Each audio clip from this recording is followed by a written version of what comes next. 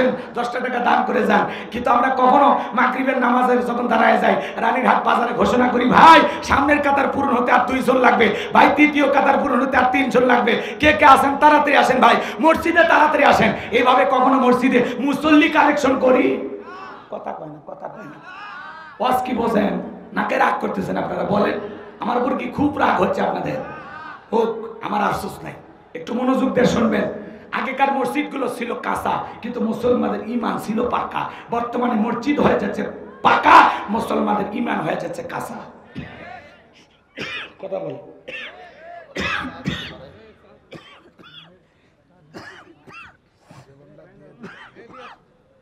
আমার ভাইয়েরা গভীর মনোযোগ দিয়ে কথাগুলো শুনবেন, তাহলে নামাজের মতো আদায় করবো ইনশাআল্লাহ। নামাজ দিয়ে 2-3 ঘন্টা আলোচনা করে শেষ করা যাবে না, কিন্তু মুসলমানের কাছে যদি নামাজের ওয়াজ করা লাগে, এর চাইতে বড় দুঃখ আর নাই। কথা বলেন। আচ্ছা, 5 ওয়াক্ত নামাজ পড়া এটা নফল না ফরজ?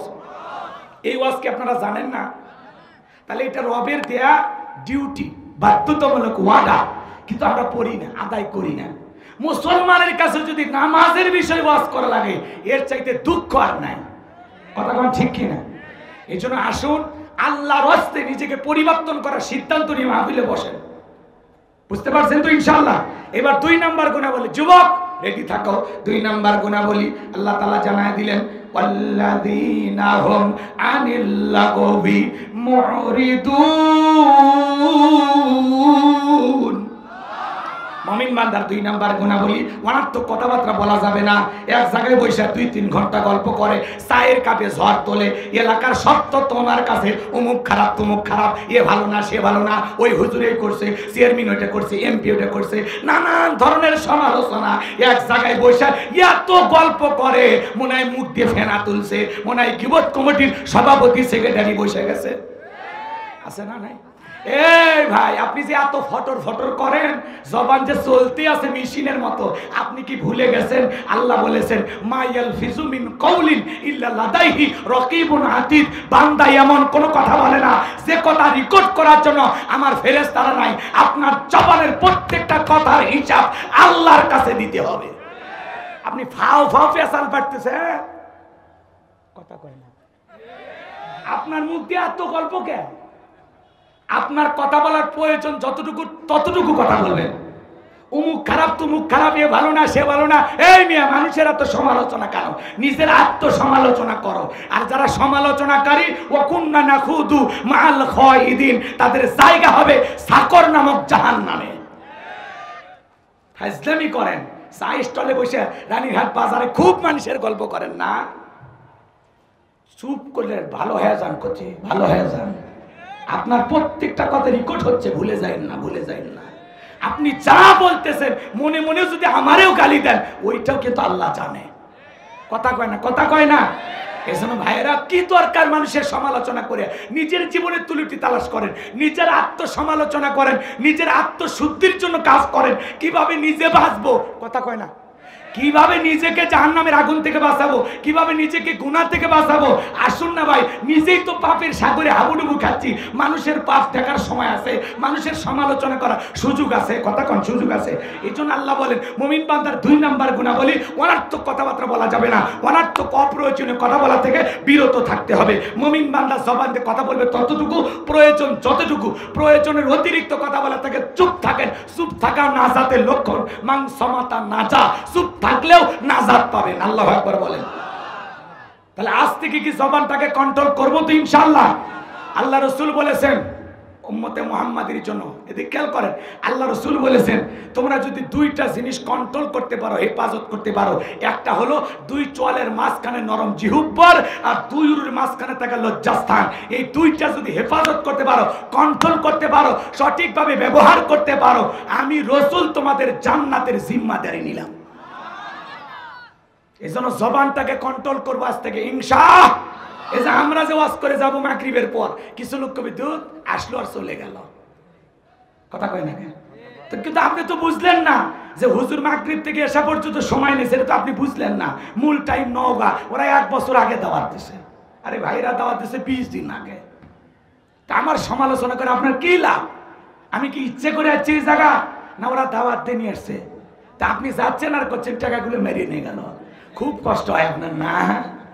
আল্লাহ হেদায়েত দান করো। তাহলে কোনো বক্তার সমালোচনা না, কোনো আলেমের সমালোচনা না, কোনো প্রতিবেশীর সমালোচনা না, কোনো বন্ধুর সমালোচনা না, এক কথায় কারো কোনো সমালোচনা করব না, চুপ থাকবো ইনশাআল্লাহ। 2 নাম্বার গুণাবলী শোনেন, অনাত্মক কাজ করা যাবে না। মুমিনের টাকা হলে মুমিন সিনেমা হল বানাবে না, যাত্রা গানের আয়োজন করবে না, 7 স্টার 5 স্টার হোটেল বানাবে না, মুমিনের মতো হোটেল বানাবে না। মুমিনের টাকা হলে মুমিন মসজিদ বানাবে, মাদ্রাসা বানাবে, ঈদগাহ মাঠ বানাবে, কবরস্থান বানাবে, রাস্তার মধ্যে 10টা ফলের গাছ লাগায় দিবে, পুকুরের ঘাট বানায় দিবে। পুকুরের ঘাট ঠিকই বানানো থাকে, চতুর্দিকে কাঁটা তারের বেড়া আর লেখা থাকে তালুকদার সাহেবের ভিআইপি পুকুর, জনসাধারণের প্রবেশ নিষেধ, কুকুর হইতে সাবধান। পুকুরেরও বড়াই আসে না। আরে ভাই, একটা পুকুরের ঘাট বানায় দেয়, গরিব দুঃখী মানুষ গোসল করবে, ওখান থেকে 2টা মাছ মেরে খাবে, কথা কয় না? রাস্তার মধ্যে কয়েকটা ফলের গাছ লাগায় দেয়, মানুষ ফল পাইরে খাবে, কথা কয় ঠিক কিনা? আল্লাহ আপনাকে সম্পদ দিলে আপনি ভালো ভালো কাজ সমাজে চালু করবেন, পারবেন তো ইনশাআল্লাহ। মুমিন বান্দার 2 নাম্বার গুণাবলী, এই কান দিয়া অনার্থক জিনিস শ্রবণ করা যাবে না। হে যুবক, এই কানের ভিতরে ইয়ারফোন লাগায় গান শোনো, রূপবানে নাচে কোমর দোলাইয়া, আল্লাহর ফেরেশতারা কবরে এনে পিটাবে ঝোলাইয়া ঝোলাইয়া, কথা কয় ঠিক কিনা? এই কান আল্লাহ গান শোনার জন্য দেয় নাই। ধুমবা চলে, ধুম শোনো, তোর ঘুম হারাম হয়ে যাবে, কথা কন ঠিক কিনা? যুবক শোনো শোনো, সিরাজগঞ্জের এক যুবক কানের ভিতরে ইয়ারফোন লাগাইয়া রেল লাইন পার হচ্ছে, ট্রেন এসে ধাক্কা মেরে 3 টুকরে করে থুয়ে গেছে। মরার পরেও কানের ভিতরে ইয়ারফোন লাগানি ছিল। এখন কবরে যা, ফেরেশতারা তোর জাগা মতো বাদ্যযন্ত্র বাজায় দেবে, কথা কন ঠিক কিনা? তাহলে যুবক, এই কান আল্লাহ গান শোনার জন্য দেয় নাই। হক্কানি উলামা একরামদের বয়ান শুনতে হবে, ইসলামী সঙ্গীত শুনতে হবে, কোরআন তিলাওয়াত শ্রবণ করতে হবে। এক কথায় ভালো ভালো জিনিস এই কান দিয়ে শ্রবণ করা লাগবে, কথা বলে ঠিক কিনা? তাহলে মুমিন বান্দার 2 নাম্বার গুণাবলী, মুমিন বান্দা জবান দিয়ে সে কথা বলবে যে কথা বললে সব হয়। মুমিন বান্দা সেই কাজ চালু করবে যে কাজ চালু করলে সব হয়। মুমিন বান্দা সেই জিনিসগুলো শ্রবণ করবে যেটা শুনলে সব হয়। এক কথায় সব আছে যেখানে, আর আসতে কোন, সব আছে যেখানে, গুনাহ আছে যেখানে। তাহলে সকল গুনাহ থেকে আল্লাহর ভয়ে কারা কারা বেঁচে থাকবেন 2 হাত তুলে দেখান। আল্লাহ আমাদেরকে জীবনটাকে পরিবর্তন করার তৌফিক দান করুন, জোরে বলুন আমিন। এইবার মুমিন বান্দার 3 নাম্বার গুণাবলী, ওয়াল্লাযীনা হুম লিয-যাকাতি ফাঈলুন।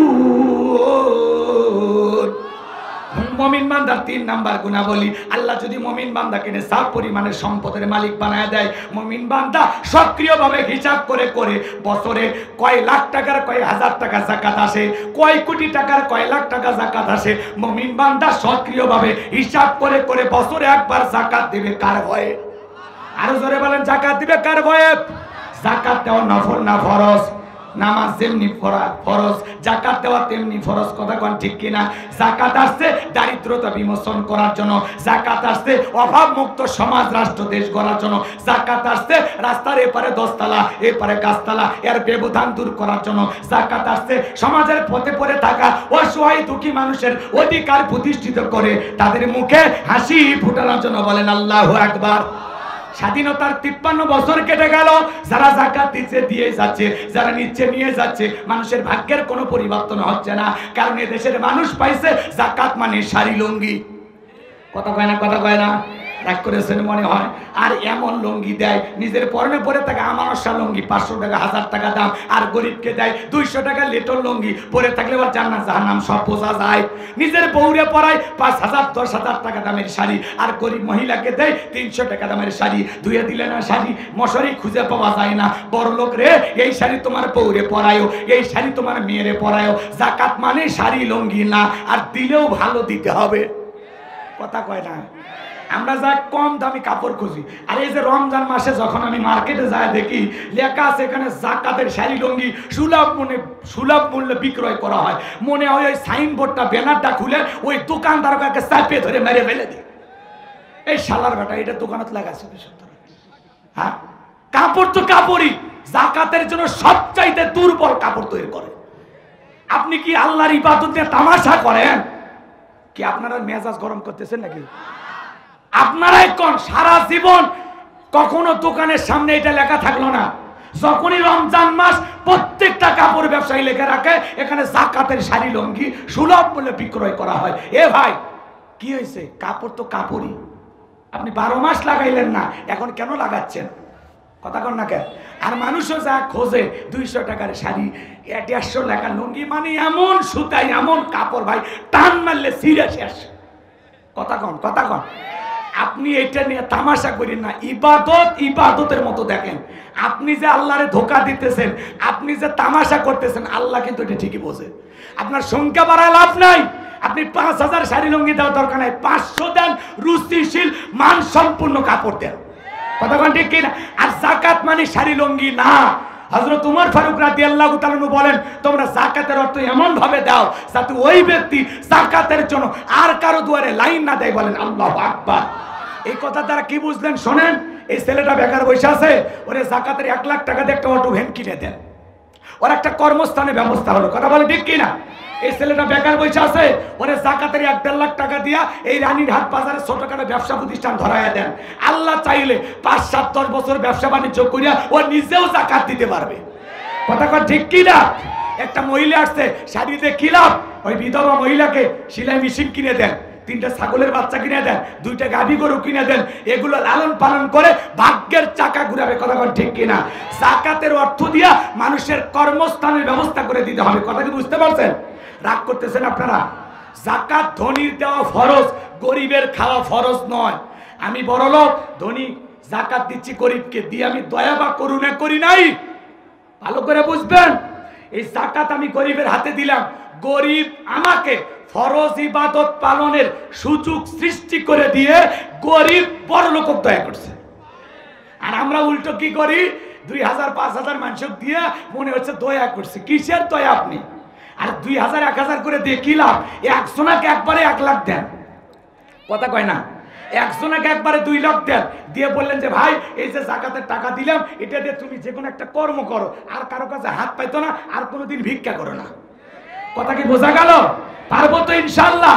শোনেন, বাংলাদেশের অর্থনীতি বলেন তো যাকাত ভিত্তিক না সুদ ভিত্তিক? সুদ ভিত্তিক অর্থনীতি হালাল না হারাম? আরো জোরে কর। যাকাত ভিত্তিক অর্থনীতি হালাল আর সুদ ভিত্তিক অর্থনীতি হারাম। মাননীয় প্রধানমন্ত্রীর স্বপ্ন দারিদ্র্যমুক্ত বাংলাদেশ করবে, বঙ্গবন্ধুর স্বপ্ন দারিদ্র্যমুক্ত বাংলাদেশ করবে, আমাদের স্বপ্ন দারিদ্র্যমুক্ত বাংলাদেশ করব। এটা যদি আপনাদের হৃদয়ের কথা হয়, তাহলে দারিদ্র্যমুক্ত বাংলাদেশ করতে হলে যাকাত ভিত্তিক অর্থনীতি চালু করতে হবে। সুদ ভিত্তিক অর্থনীতি দিয়ে কিয়ামত পর্যন্ত কেউ দারিদ্র্যমুক্ত বাংলাদেশ করতে পারবে না। কথা কন নাকি আপনারা? সুদ ভিত্তিক অর্থনীতি নয়, যাকাত ভিত্তিক অর্থনীতি চালু করতে হবে। কথা বলেন ঠিক কিনা? আর যাকাত ভিত্তিক অর্থনীতি চালু করে একটা যাকাত মন্ত্রণালয় চালু করতে হবে। আর এর দায়িত্ব এদেশের বিজ্ঞ ইসলামিক স্কলার, দ্বীনের দায়ী আলেমদের কাঁধে এই যাকাত মন্ত্রণালয়ের দায়িত্ব দেওয়া লাগবে। কথা বোঝেন বোঝেন। ওই ঘুমসুর ডান্সর বিকাশের টাকাসর ওদেরকে দেওয়া যাবে না। মাননীয় প্রধানমন্ত্রীর দয়ার শরীর করোনা মহামারীর সময় 50 লক্ষ মানুষকে কি দিলেন?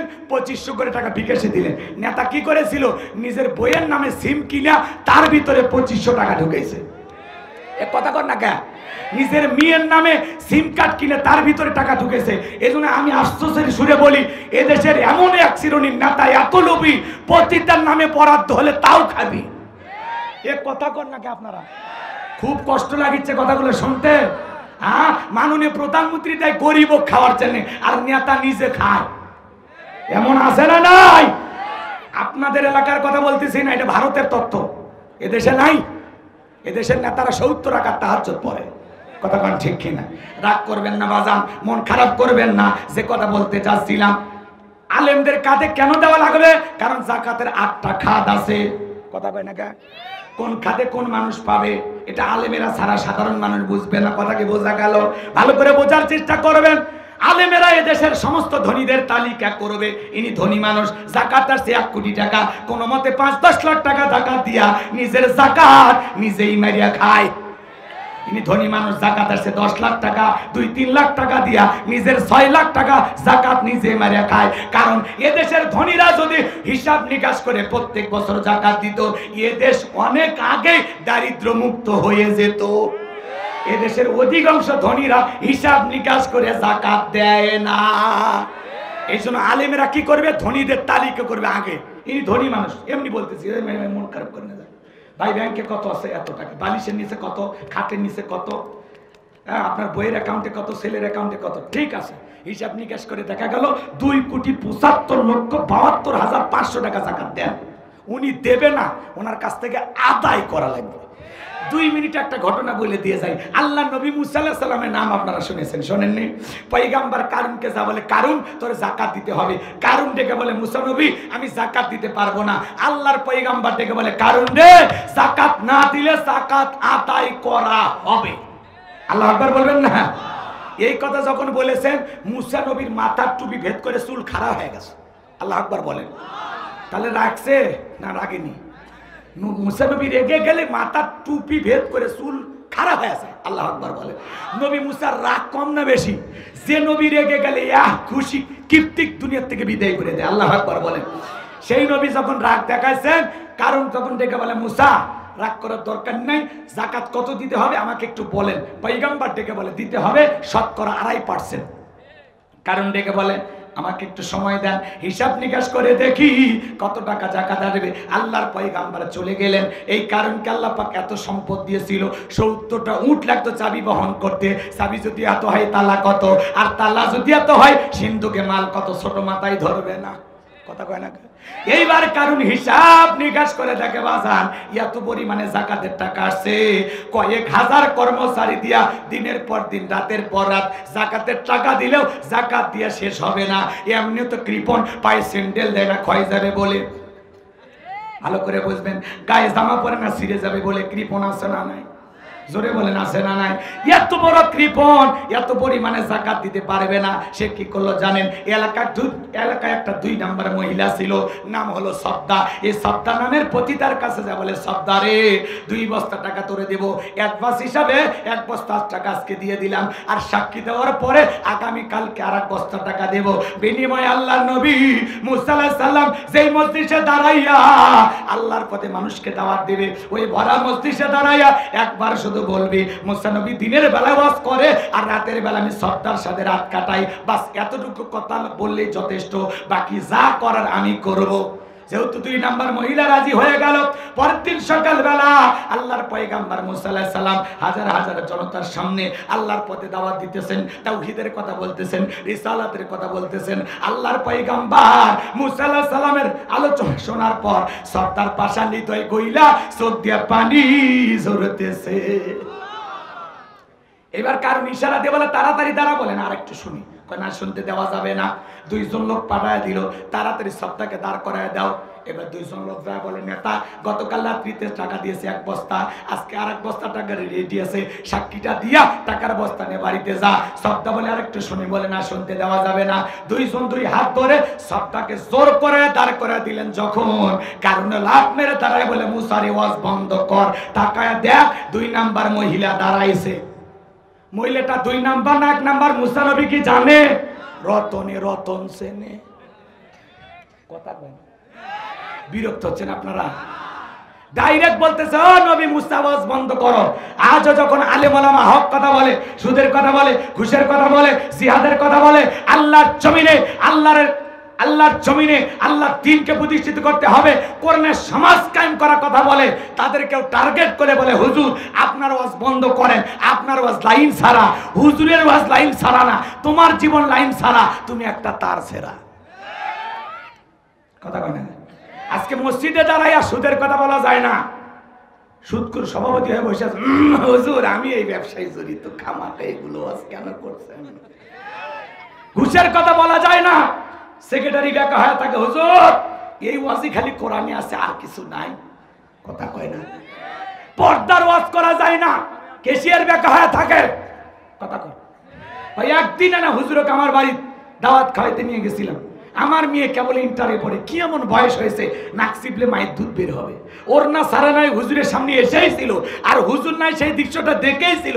তাই বলে মসজিদে এসে বলা লাগবে এখনকার মেয়েরা ওর না সারা ঘরে। হুজুর ওয়াজ করতেছে আন্তর্জাতিক ভাবে সবার জন্য, আর ও নিজের মনে করছে যে হুজুর মানে আমার বাড়ির ওয়াজই করতেছে। কথা কর না কে ভাই? আজকে ওয়াজ করা খুব কঠিন। ওয়াজ করবেন একদিন, একদিকে বসে আর একদিকে এক জায়গায় মাহফিলে যা বলতেছে, হুজুর দেশের অবস্থা খারাপ, আপনি একটু লাইন চেঞ্জ করে ওয়াজ করে নেবেন। কি ওয়াজ করবো ভাই? আপনারা দাওয়াত দিচ্ছেন, আপনারাই বলেন, যাতে আপনাদেরও সমস্যা না হয় আমারও সমস্যা নাই। গোসি মাছের মতো কাদা ছাড়া ওয়াজ করে যাবো। তখন বলতেছে ভাই ঠিক আছে, আপনার মাহফিলে যেহেতু যুবক বেশি, আপনি একটু বিয়ে নিয়ে ওয়াজ করেন, বিয়ে। ঠিক আছে ভাই, বিয়ের বিষয় নিয়ে আলোচনা শুরু হয়ে গেছে। যখন আমি যৌতুকের বিষয় নিয়ে আলোচনা শুরু করেছি, একজন এসে বলে হুজুর আর সামনের দিকে যাই না, কারণ সভাপতি আজকের মাহফিলের যিনি কয়েকদিন আগে ছেলেকে বিয়ে করে 11 লাখ নিছে। যাবেন কোন দিকে? ওয়াজ করলে একদিক বেকা ধরে। আছে না নাই ভাই, আছে না নাই? মন খারাপ করেছেন বুঝি আপনারা যুবক রে। 4 নাম্বার গুণাবলীতে তোমাদের আলোচনা এসেছে, মন খারাপ করেছেন। কারা কারা শেষ পর্যন্ত আলোচনা শুনতে চান? 2 হাত তুলে আল্লাহকে একটাবার দেখান। লিল্লাহি তাকবীর।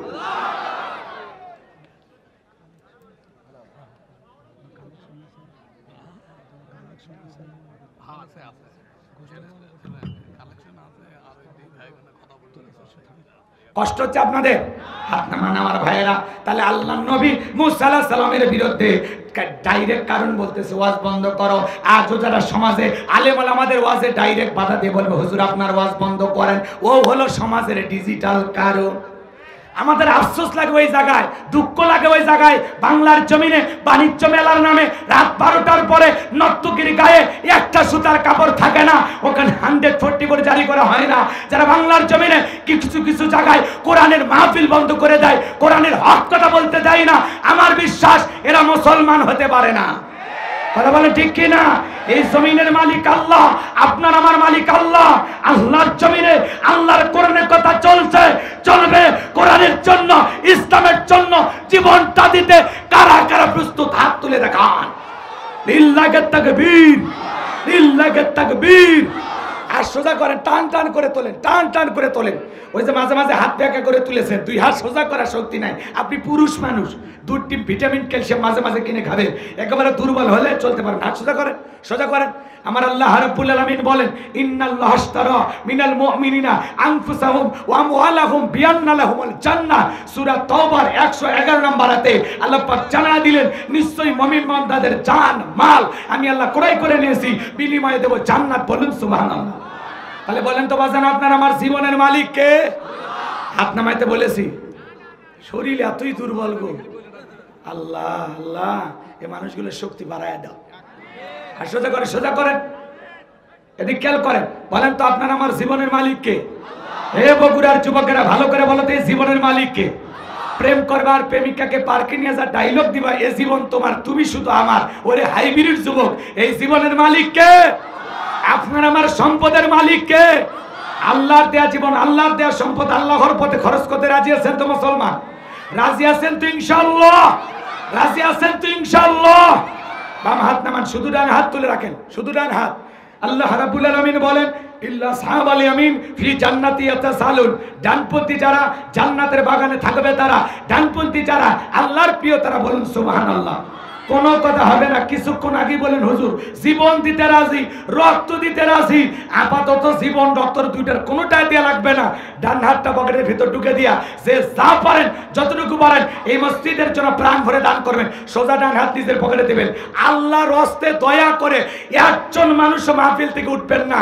আমি মুসলমান হিসাবে, আপনাদের ভাই হিসাবে আমার 2টা হাত আপনাদের পায়ে রাখলাম। মেহেরবানি করে আমি যতক্ষণ না এখান থেকে উঠবো, দয়া করে কেউ উঠবেন না। যদি মুসলমান হয়ে থাকেন আমার এই অনুরোধ আপনি ফেলাইতে পারবেন না। টাকা দেন আর না দেন, বসে থাকেন। সোজা হাত পকেটে দেন, নিজের পকেটে দেন। অন্য কারো পকেটে হাত দেন, পকেটে পেলে মার খাই না। সবাই পকেটে হাত দেন, আমিও দিচ্ছি, দেন।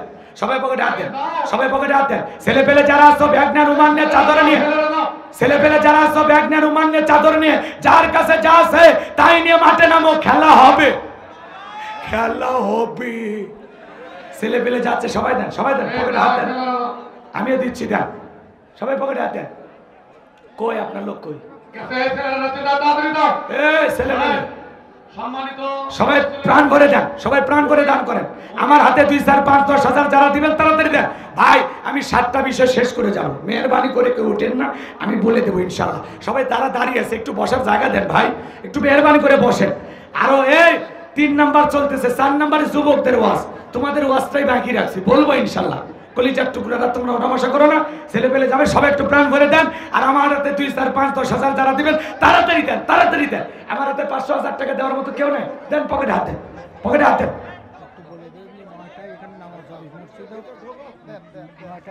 মসজিদে আজকে 9টায় নামাজ হবে, 9টায় এশার নামাজ হবে। মেহেরবানি করে কেউ বসে করেন, সবাই পকেটে হাত দেন। আমার হাতে 2, 4, 5, 10,000 টাকা যারা দিবেন তাড়াতাড়ি দেন, তাড়াতাড়ি দেন, সময় কম, সময় কম। জি জি, হয়েছে নাকি? আপ তৈরি করছি টিপু সুলতান নাকি? ভিপি সুলতান। ও ভিপি, ভাইস চেয়ারম্যান আমাদের, ভাইস চেয়ারম্যান। এমন কিছু টিপু সুলতান। আচ্ছা যাই হোক, সুলতান থাকলে জনাব ভিপিএম সুলতান আহমেদ আল্লাহরে গোলাম, নগদ 5,000 টাকা। জোরে কোন মারহাবা। ভাইস চেয়ারম্যান না, আল্লাহর বান্দা। আল্লাহ আরো বেশি করে দান করো, তৌফিক দান করো। জোরে বলেন আমিন। আল্লাহ তাআলা হায়াত বাড়া দেন, জিন্দেগীর গুনাহগুলো maaf করে দেন। জোরে বলেন আমিন। Mic ready? হ্যাঁ মাইক রেডি করে দেন ভাই। এই ফাঁকে আপনারা টাকা দিতে থাকেন, ওনারা 2-1 মিনিট কথা বলে বিদায় নেবেন। হ্যাঁ, এরপরে আমরা বাকি আলোচনা শেষ করে চলে যাব। বগুড়ার মুসলমান নিজের ওয়াদাটা ঠিক রাখবেন, মেহেরবানি করে একটু নড়াচড়া করেন না। আলহামদুলিল্লাহ, বাবাজি 100 টাকা, আর একজন ভাই 1000 টাকা। আল্লাহ কবুল করেন। আমার বড় ভাই জননেতা জনাব মোহাম্মদ প্রভাষক সোহরাব হোসেন সান্নু ভাই, সম্মানিত চেয়ারম্যান মহোদয় আল্লাহর গোলাম, নগদ 10,000 টাকা। জোরে বলেন মারহাবা, লিল্লাহি তাকবীর। আল্লাহ ভাইয়ের হায়াত বাড়ায় দেন, জিন্দেগীর গুনাহগুলো maaf করে দেন, জনগণের খেদমতের জন্য আদর্শবান নেতা হিসেবে কবুল করেন। জোরে বলেন আমিন। আমার ভাই আবার কোরআনের মাহফিলের পক্ষে যত বড়ই বক্তা আসুক, অজন্যে শাহজাহানপুরে সহজে আমার ভাইয়ের কাছে যদি জনগণ ঠিক মতো যায়, আমার ভাই এই যে আমির হামজা ভাই, প্রশাসনের লোকেরা কত চাপ। আমার ভাই বলছে আমি যদি উপজেলা চেয়ারম্যান বেঁচে থাকি মাহফিল হবে। আল্লাহু আকবার বলেন। আমার ভাইয়ের সার্বিক সহযোগিতায় আমার মসজিদের মাহফিলটা গত 20 ফেব্রুয়ারি আমরা ভালোভাবে করতে পারছিলাম। কথা কি বোঝেন নাকি রাগ করছেন? দেখেননি দিনের বেলায় হাজার হাজার মানুষ। আল্লাহু আকবার বলেন। এজন্য ভাইয়েরা আমার, এরকম মানুষ যারা কোরআনের মাহফিলের পক্ষে, আলেমদের পক্ষে, তাদের জন্য আমাদের দোয়া ভালোবাসা আছে না নাই? আল্লাহ যেন আমার ভাইয়ের সম্মান ইজ্জত আরো বাড়ায় দেন, মৃত্যু পর্যন্ত আলেমদের পক্ষে, কোরআনের পক্ষে, ইসলামের পক্ষে কাজ করার তৌফিক দান করেন। জোরে বলুন আমিন। আরো জোরে বলুন আমিন। সবচাইতে বড় পরিচয় আমরা মুসলমান, কোন দল সেটা পরেকার হিসাব। মুসলমান হিসাবে আপনাকে কাজ করা লাগবে। কথা কন না কে? দল দলের জায়গায়, আমি একজন মুসলমান, সেই হিসাবে আল্লাহকে ভয় করে দুনিয়াতে কাজ করতে হবে। আল্লাহ বোঝার তৌফিক দান করুন। জোরে বলেন আমিন। কেউ উঠেন না, মানে তড়িৎ গতিতে কথা বলতে গেলে একটু জড়তা আসে। আপনারা আছেন, কেউ ভাইবেন না, রাগ করেন না, ঠিক আছে? দিয়ে দেন, মাইক দেন। সম্মানিত ভাইরা, আমরা ওনার আরো কয়েকটা পয়েন্ট আছে আমরা শুনবো। তার আগে একটি ঘোষণা শুনেন। আজকের মাহফিলে যিনি দ্বিতীয় বক্তা ডাক্তার মাওলানা হাফেজ আব্দুল কাফি, উনি কিন্তু এশার পর আলোচনা করবেন। ওনার আলোচনা রেখেছি, উনি অত্যন্ত ভালো তাফসীর কারক। এনার পরে এশার পর উনি আলোচনা করে আমরা সবাই শুনবো ইনশাআল্লাহ। যে পর্যায়ে আমাদের মাঝে দুইজন অতিথি আছেন, ওনারা সংক্ষিপ্ত করে 2 মিনিট করে কথা বলবেন। শুধু সালামিন আমাদের মাঝে আজকের এই তাফসীর মাহফিলে বরেণ্য অতিথি উপস্থিত আছেন জনাব ভিপিএম সুলতান আহমেদ, ভাইস চেয়ারম্যান শাহজাহানপুর উপজেলা এবং সভাপতি শাহজাহানপুর উপজেলা যুবলীগ। আজকের এই জননেতা ভাইকে তার মূল্যবান 2টি কথা বলার জন্য সনির্বান্ধন অনুরোধ করছি।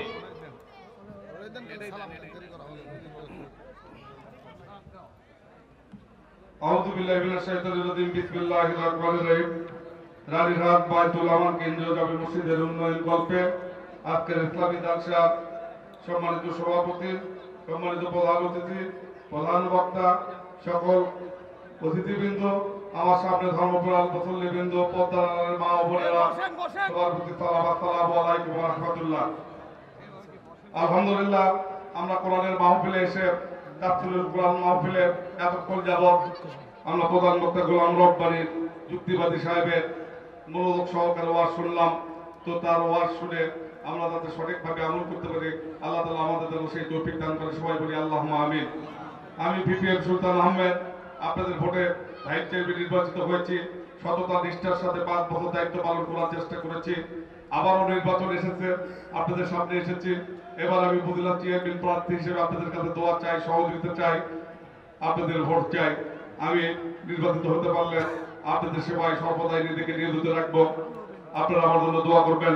আমি সকলের সুস্বাস্থ্য দীর্ঘায়ু কামনা করে আমার সংক্ষিপ্ত কথা বলা শেষ করছি।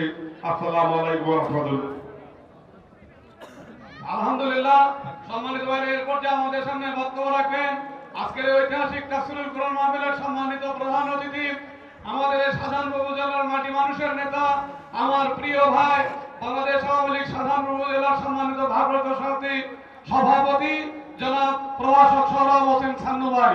জনাব প্রভাষক সোহরাব হোসেন ছান্নু ভাইকে দুটি কথা বলার জন্য সুনির্বাণ অনুরোধ করছি। আসসালামু আলাইকুম রহমতুল্লাহ।